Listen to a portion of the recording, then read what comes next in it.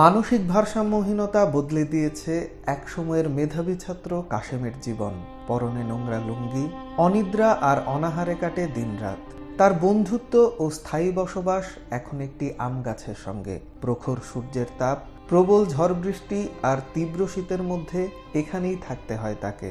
নরসিংদীর শিবপুর উপজেলার মাছিমপুর ইউনিয়নের খড়িয়া গ্রামের তারা মিয়ার ছেলে আবুল কাশেম ১৯৯৮ সালে এসএসসি পরীক্ষায় উত্তীর্ণ হন প্রথম বিভাগে। বাবার স্বপ্ন ছিল ছেলেকে উচ্চশিক্ষায় শিক্ষিত করবেন, ভর্তি করে দেন কলেজে। কিন্তু ওই সময়ই ধীরে ধীরে মানসিক ভারসাম্য হারাতে থাকেন কাশেম। মাঝে কিছুটা সুস্থ হলেও ৪ বছর ধরে আম গাছে শেকল দিয়ে বেঁধে রাখা হয়েছে তাকে।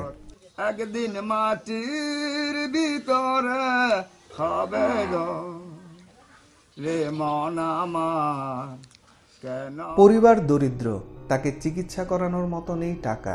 মা বলছেন বাধ্য হয়ে কাশেমকে গাছের সঙ্গে বেঁধে রাখতে হচ্ছে। বুকে পাথর রেখে চোখের সামনে দেখছেন ছেলের এই করুণ পরিণতি। মারাধুরি করে আমার মারাধুরি করে মানে না আটকাচ্ছি আমার বাঁচতাছি না, অনেক এই কারণে আমরা আটকাছি। পুরাপুরি সুস্থ হইলে আমার অনেক সুবিধা হইব, ভালো হবে। কান্দা কান্দি করি আমরা, রাত না দিন না ঘুমাই চারি না। এক সময়ের সহপাঠী জানালেন ক্লাসে রোল নম্বর ১ থাকা কাশেমকে এখন কাটাতে হচ্ছে বন্দি জীবন। ভাই আমার ক্লাসমেট, আমরা একসাথে লেখাপড়া করছি, খুব বেলি ছাত্র। এর মধ্যে ক্লাসমেটের মধ্যে আমাদের ১ নাম্বার প্রথম রুল ১ ছিল, প্রথম 1 থেকে প্রায় 8 পর্যন্ত রুল ১ ছিল। স্থানীয়রা বলছেন উপযুক্ত চিকিৎসা পেলে কাশেম হয়তো অনেকটাই সুস্থ হয়ে উঠবেন, কিন্তু তার জন্য প্রয়োজন সরকারি সহায়তা।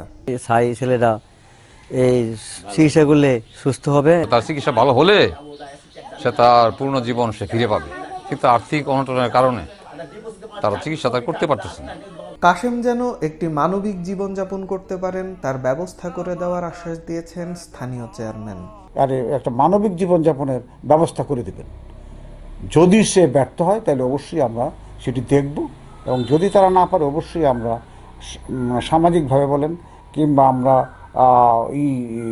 প্রাতিষ্ঠানিকভাবে বলেন, যে কোনোভাবেই তাকে অন্তত তার জন্য বেঁচে থাকার মতো, মানুষের মতো বেঁচে থাকার মতো একটা পরিবেশে সে যে কদিন বেঁচে থাকে সেটা থাকতে পারে, সেই ব্যবস্থা আমরা করব। প্রতিবন্ধী ভাতার ব্যবস্থা করে দেওয়ার পাশাপাশি কাশেমের পরিবারের জন্য পর্যাপ্ত সহযোগিতা দেওয়ার কথা বললেন স্থানীয় উপজেলা সমাজসেবা কর্মকর্তা। সে মানসিক প্রতিবন্ধী, তার বিশেষায়িত হাসপাতাল, বিশেষায়িত ডাক্তারের দরকার, যেটা মনে হয় না এই হাসপাতালে করতে পারবে।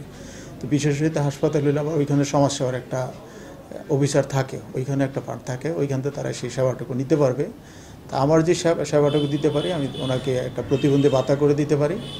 এই হাসপাতালে যদি চিকিৎসা নিতে চান তাহলে আমি এইখানে চিকিৎসা করলে একটা চিকিৎসার ব্যবস্থা করতে পারি, আর আমি তার ফ্যামিলিকে অন্যান্য কোনো যদি সুযোগ সুবিধা আসে তাহলে আমি এটা দিব। সঠিক চিকিৎসা পেয়ে কাশেম আবারও স্বাভাবিক জীবনে ফিরে আসবে, এমনটি প্রত্যাশা এলাকাবাসীর। সবই তোমার হবে পর রে।